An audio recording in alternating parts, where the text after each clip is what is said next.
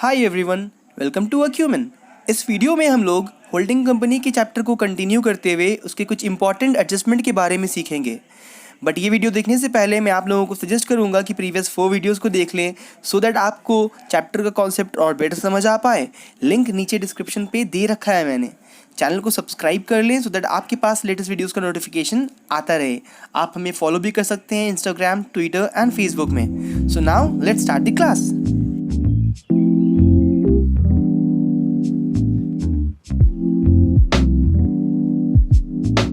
हाय everyone, welcome back.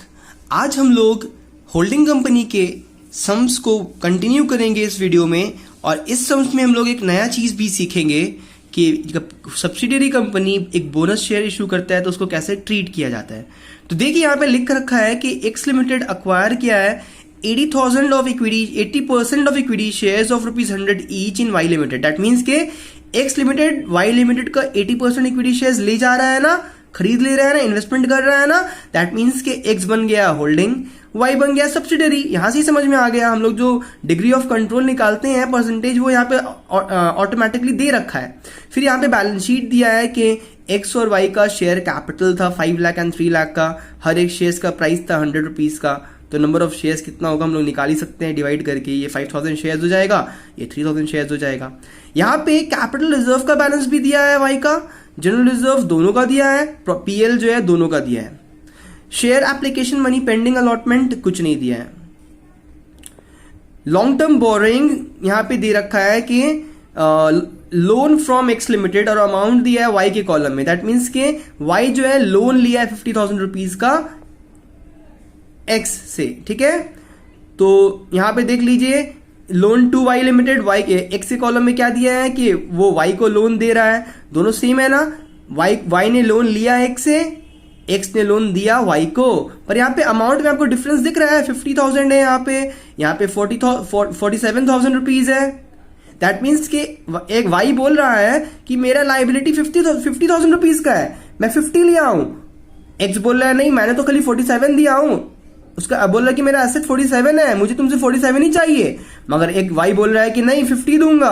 क्यों 3,000 extra क्यों दिखा रहा है? क्योंकि हो सकता है कि वाई जो है लोन के ऊपर इंटरेस्ट पे कर रहा हो, इंटरेस्ट जोड़ करके उसका लाइबिलिटी थोड़ा ज्यादा हो गया है, तो सिर्फ जो डिफरेंस अमाउंट है वही दिखेगा हमारे न्यू बैलेंस शीट में। ये 50,000 एंड 47,000 नहीं दिखेगा, ठीक है। ये सारा क्वेश्चन को मैं एक्सप्लेन कर दे रहा हूं, आप क्वेश्चन का स्क्रीनशॉट ले लीजिए। मैं बार बार क्वेश्चन की तरफ नहीं जाऊंगा, ओके।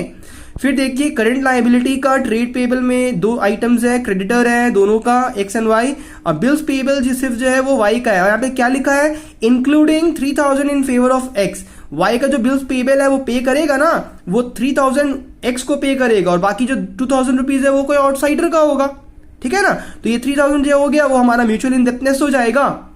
एसेट्स में आ जाइए, टैंजिबल एसेट्स दोनों का दे रखा है।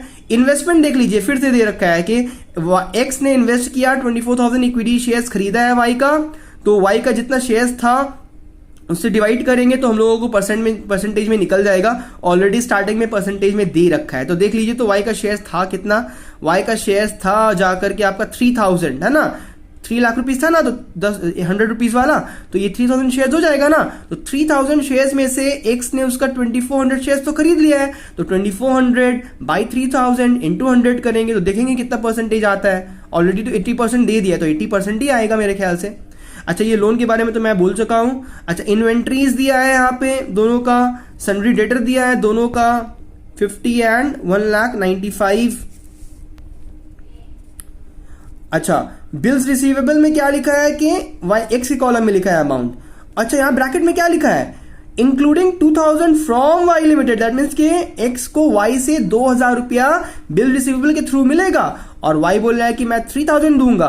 तो याद रखिएगा, दोनों में से जो मिनिमम होता है ना उसी को लिया जाता है म्यूचुअल इंडेप्टनेस में। तो ये 3,000 को मत लेना म्यूचुअल इंडेप्टनेस में, 2,000 को लेना, ठीक है। तो बिल्स पेबल और बिल्स रिसीवेबल का जो हम लोग वर्किंग बनाएंगे कंसोलिडेटेड बैलेंस शीट बनाते वक्त, उसमें से हम लोग 2,000 रुपीज बिल्स पेबल्स से भी और बिल्स रिसीवेबल से भी म्यूचुअल इंडेप्टनेस की तरह सब्ट्रैक्ट कर देंगे। और कैश एंड कैश इक्विवेलेंट में अमाउंट दे रखा है दोनों का, वो तो नॉर्मल सी बात है। आइए एडजस्टमेंट्स देखते हैं किस तरीके से डील करना पड़ेगा एडजस्टमेंट को। फर्स्ट एडजस्टमेंट बोला है यहाँ पे, Y limited made a bonus issue on 31 December 17। That means कि ईयर के एंड में जो सब्सिडियरी कंपनी है वो 1 equity share for every 3 shares held by reducing its capital reserve. मतलब कि वो बोनस शेयर इशू करेगा एग्जिस्टिंग शेयर होल्डर जितना है ना 3000 शेयर उसके पास, उसके 1/3, देखिए 1 फॉर एवरी 3 शेयर्स, तो मतलब कि 1/3 शेयर्स वो इशू करेगा।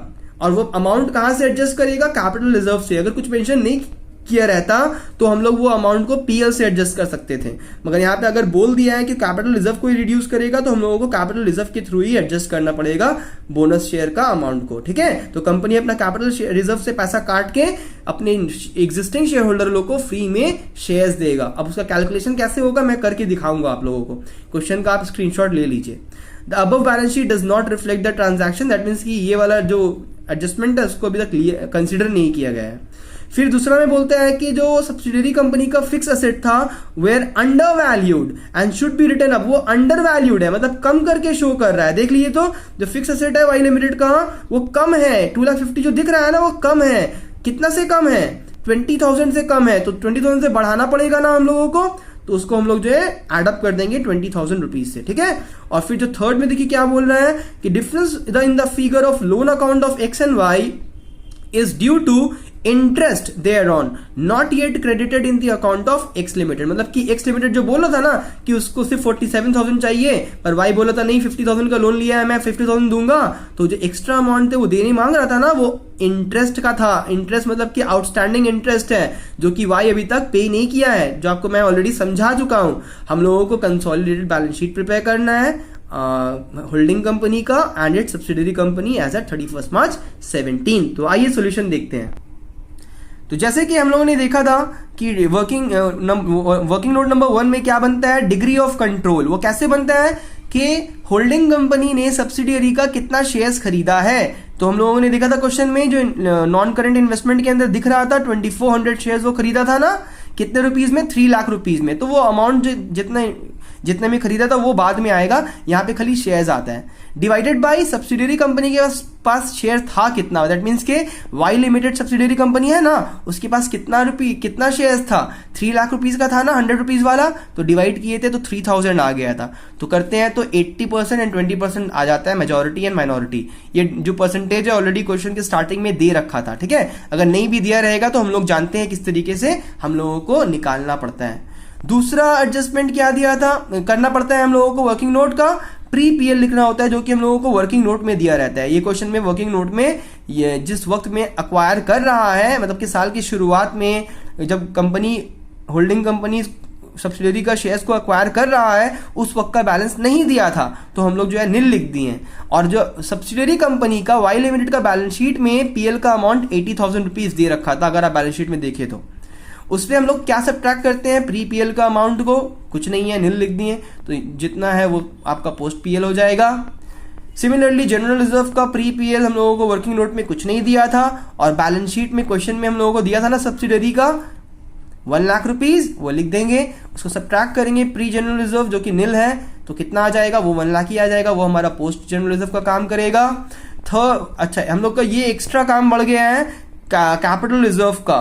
बैलेंस शीट में वर्किंग नोट में हम लोगों को ईयर के स्टार्टिंग का वैल्यू तो नहीं दिया था तो नील लिख दिए, पर बैलेंस शीट में सब्सिडियरी कंपनी का वाई लिमिटेड का दे रखा था 1 लाख, तो लिख दिए। अब देखिए यहाँ पे काम, जो फर्स्ट वर्किंग नोट हम लोग देखे थे कि वाई लिमिटेड जो है वो 31 दिसंबर 17 में 1 इक्विटी शेयर इशू करता है फॉर एवरी 3 शेयर्स हेल्ड, है ना, हर 3 के बदले एक वो फ्री में देता है। तो उसके पास था कितना टोटल शेयर्स? 3000 शेयर्स था, तो उसका 1/3 करेंगे तो नंबर ऑफ बोनस शेयर वो इशू किया है 1000। कितना वैल्यू का? हर एक शेयर का दाम 100 रुपीज था, मल्टीप्लाई कर दीजिए तो 1 लाख रुपीज आ जाएगा ना। तो यह 1 लाख रुपए का जो शेयर्स वो इशू कर रहा है फ्री में, वो कहां से एडजस्ट कर रहा है? कैपिटल रिजर्व से। क्वेश्चन में साफ साफ लिख दिया था by reducing it capital reserve. ठीक है, अगर नहीं बोलता तो हम लोग ये चीज को पीएल से एडजस्ट करते हैं, पर पीएल के बारे में कुछ मेंशन नहीं किया है, तो हम लोगों को कैपिटल रिजर्व के बारे में मेंशन किया है। तो हम लोगों का जनरल एंट्री क्या हो जाएगा? Capital reserve account debit, that means कि कैपिटल रिजर्व को डेबिट करके डिक्रीज कर दिया जा रहा है, और इक्विटी शेयर कैपिटल को इंक्रीज कर दिया जा रहा है क्रेडिट करके, है ना, क्योंकि लाइबिलिटी जब डेबिट होता है तो घटता है और क्रेडिट होता है तो इंक्रीज होता है। पता है ना आप लोगों को, जर्नल एंट्रीज क्लास 11 में सीखे थे हम लोग। तो ये कैपिटल रिजर्व से हम लोग 1 लाख रुपीज को सब्ट्रैक्ट कर दिए हैं और दूसरा एडजस्टमेंट मैं आपको बताऊंगा, ठीक है। अभी हर एक एडजस्टमेंट का 2 एंट्री होता है, तो ये इसका एक एंट्री यहां से सब्ट्रैक्ट हो गया कैपिटल रिजर्व से, तो ये ईयर के एंड में पोस्ट जो है वो निल हो गया है। अब देखिए वर्किंग नोट नंबर 5, नॉर्मली तो वर्किंग नोट नंबर 4 होता है ये माइनॉरिटी इंटरेस्ट, पर यहाँ पे क्योंकि कैपिटल रिजर्व एक एक्स्ट्रा वर्किंग नोट आ गया है तो ये 5 बन गया है। तो पहला आइटम क्या होता है, हेडिंग देंगे कैपिटल प्रॉफिट प्री पीएल। तो हम लोग प्री पीएल जो हम लोग पीएल का वर्किंग बनाए थे उसमें से हम लोग प्री पीएल मिल जाएगा ना, प्री रिजर्व मिल जाएगा ना, ये भी मिल जाएगा ना, सब तो निल दिया है। तो देख लीजिए हम लोगों ने क्या किया है, यहाँ पे प्री पीएल निल, प्री जनरल रिजर्व निल, और यहाँ पे हम लोगों को वर्किंग नोट में, वर्किंग नोट नंबर 2 में आप लोगों को मैं पढ़ा के दिखाया था कि fix asset was under valued, मतलब कि बैलेंस शीट में जो अमाउंट दिख रहा था ना वाई लिमिटेड का, वो अंडर वैल्यूड था, कम था, ठीक करने के लिए बढ़ाना पड़ेगा ना। तो जब भी कोई एसेट अंडर वैल्यूड होता है ना, याद रखिएगा हमेशा वो ऐड होता है। सिमिलरली अगर लिखा रहता है कि वो ओवर वैल्यूड है तो वो सब्ट्रैक्ट होता है, ठीक है। तो इस चीज को आप मेंशन कर लीजिए, इस चीज को आप लोग कॉपी कर लीजिए कि फिक्स एसेट अगर ओवर वैल्यू रहता है तो उसको लेस करना होता है, क्योंकि वो ज्यादा हो गया, ठीक करने के लिए कम करना पड़ेगा। और अगर अंडर वैल्यूड है मतलब कम से रिकॉर्ड किया गया है तो उसको ठीक करने के लिए बढ़ाना पड़ेगा, ऐड करना पड़ेगा।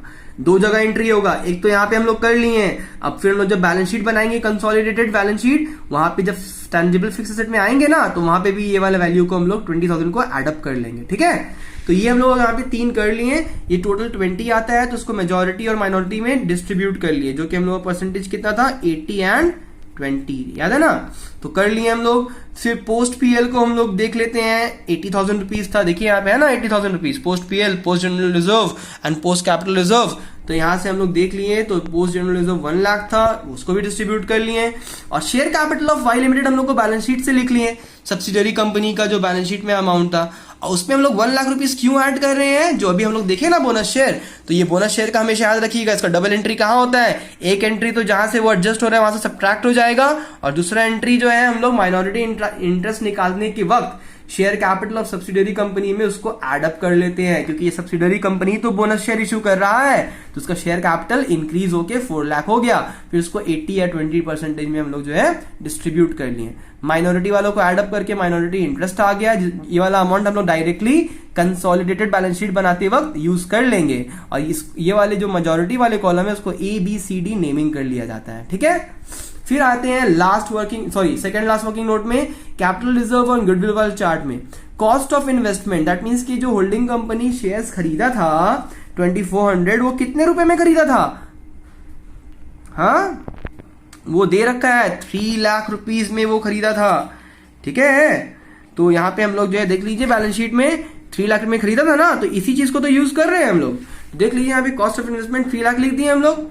फिर कैपिटल प्रॉफिट जो यहां से देखे थे हम लोग, कैपिटल प्रॉफिट का ए वाला अमाउंट 16,000 वो यूज कर लिए, face value of share capital D जो था वो यूज कर लिए, और ये क्वेश्चन में डिविडेंड तो दिया है नहीं तो निल लिख दिए।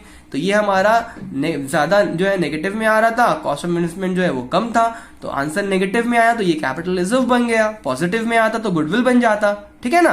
कैपिटल रिजर्व बन गया, दैट मीन्स कि जब हम लोग कंसोलिडेटेड बैलेंस शीट बनाएंगे तो रिजर्व एंड सरप्लस के अंदर आएगा ये।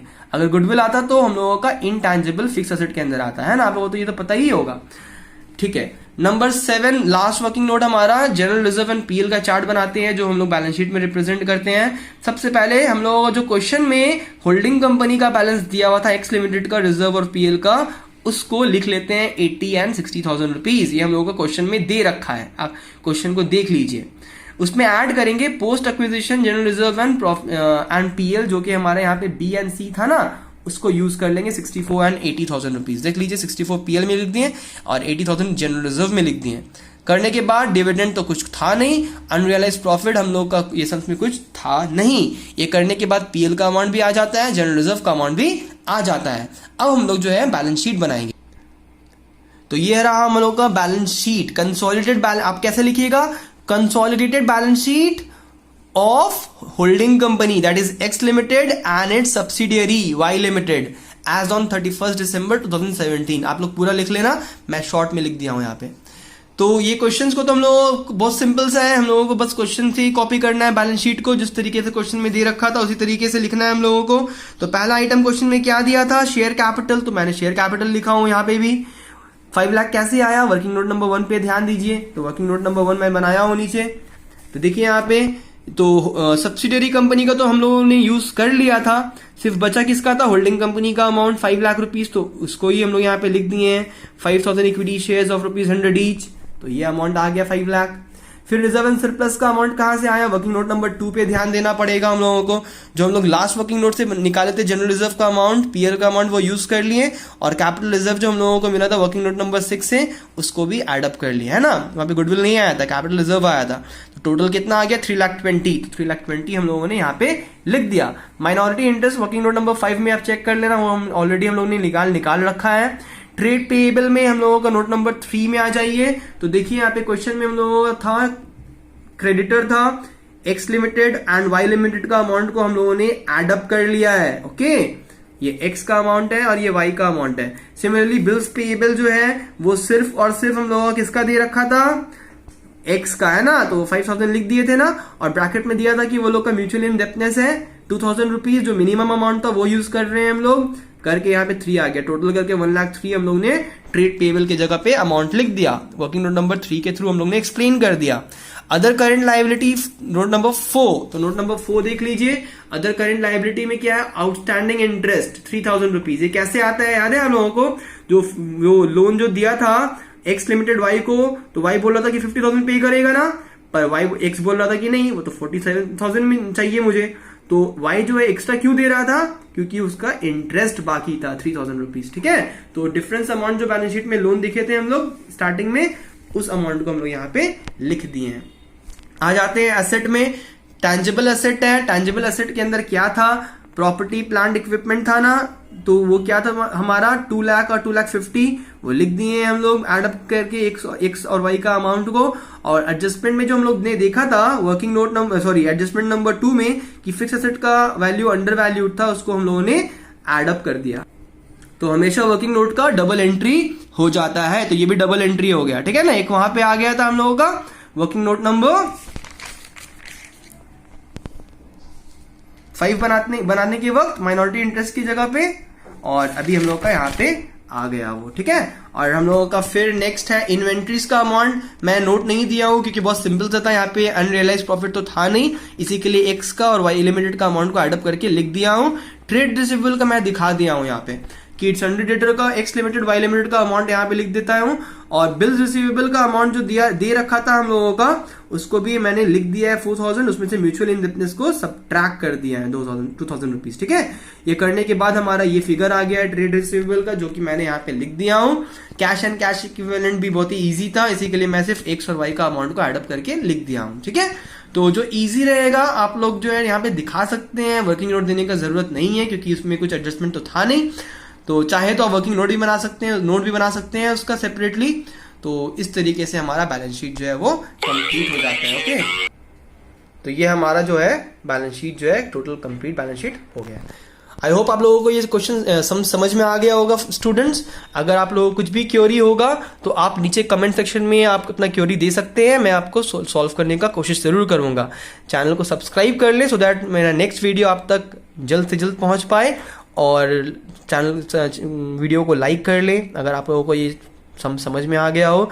और फ्यूचर में आई होप मैं आप लोगों को और भी बहुत सारा ईयर का क्वेश्चन सॉल्व करूंगा और कॉन्सेप्ट क्लियर करूंगा। Thank you students.